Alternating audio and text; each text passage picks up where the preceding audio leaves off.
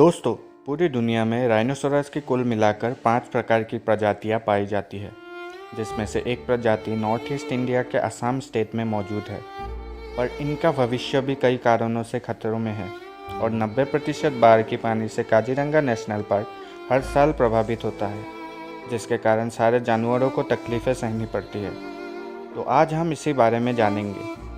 तो चलिए वीडियो को स्टार्ट करते हैं।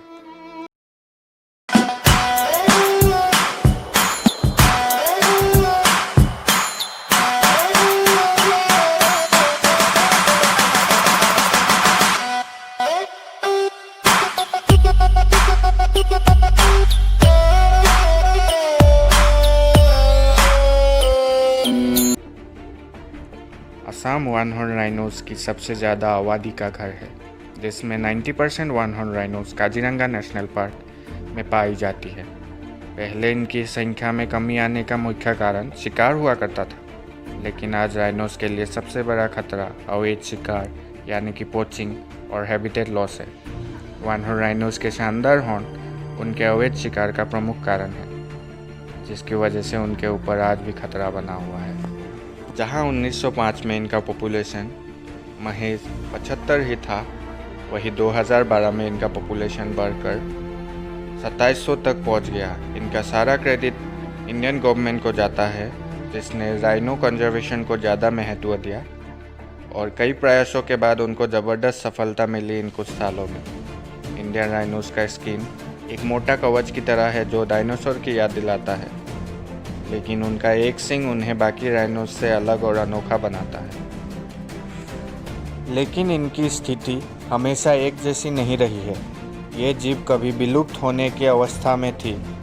1986 में इंडियन राइनो को एंडेंजर्ड स्पीशीज़ का दर्जा दिया गया था। इंडियन गवर्नमेंट और इंडियन वाइल्ड लाइफ द्वारा शुरू किया गया राइनो कंजर्वेशन मिशन प्रोजेक्ट के कठोर नीतियों का परिणाम है, जो कि आज इंडियन राइनोस की संख्या इतनी ज़्यादा तादाद में बढ़ रही है।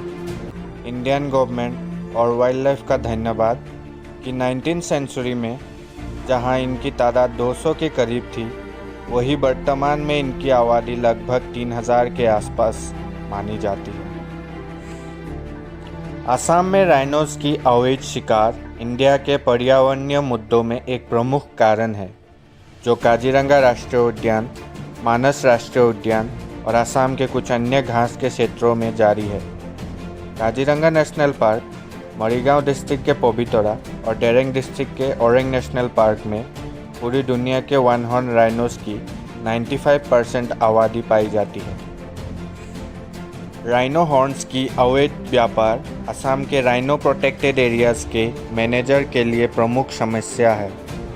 राइनोस के हॉर्न के अलावा उनके नाखून, चमड़ी जैसे कुछ अन्य भागों का बहुत अधिक मूल्य है एशियन ट्रेडिशनल मेडिसिनल मार्केट में।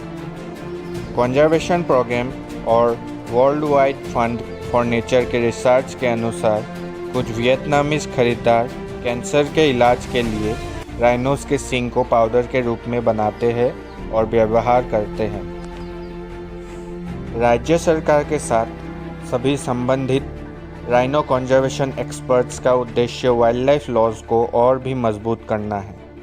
वे संरक्षित क्षेत्रों में एंटी पोचिंग संसाधनों और संचालन को भी निधि देते हैं।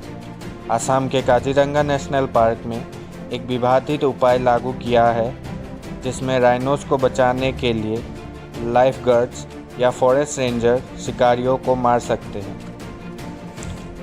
असम में हर साल फ्लड आती है, जो यहाँ रहने वाले इंसानों और जानवरों के लिए गंभीर समस्या है। जंगल और वाइल्ड लाइफ सेंचुरीज में रहने वाले जानवरों को फ्लड के समय बहुत मुश्किलों का सामना करना पड़ता है। इसका मुख्य कारण ब्रह्मपुत्र नदी के पानी के लेवल बढ़ने से होता है।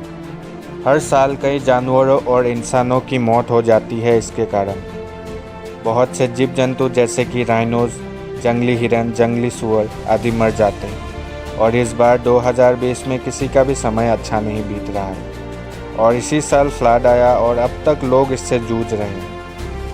लाखों लोगों के घर डूब चुके हैं, कई जानवर भी बेघर हो चुके हैं और ये बहुत ही निराशाजनक बात है कि इंडियन मीडिया इस बात को बहुत ही लाइटली ले रहे हैं। और तो और हमें अब तक पता चला है कि लगभग 9 राइनोस की मौत हो चुकी है इस साल के फ्लड में।